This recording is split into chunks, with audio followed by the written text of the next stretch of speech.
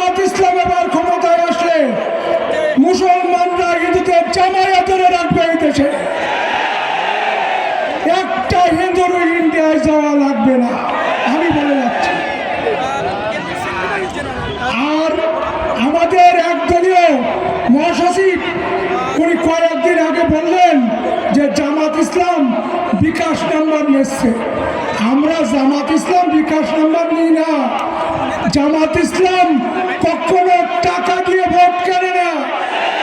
টাকা দিয়ে ভোট কেনা যায় হাটের গরু, ছাগল, হাঁস, মুরগি।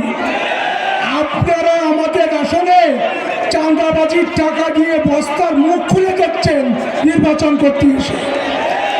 আমাদের বড়বার আসন থেকেও বস্তার মুখ খুলে দিয়েছেন, আমার আসন থেকে টাকা বস্তার মুখ খুলে দিচ্ছে। পারবেন না, পারবেন না। টাকায় আমাদের মানুষ বিক্রি হবে না।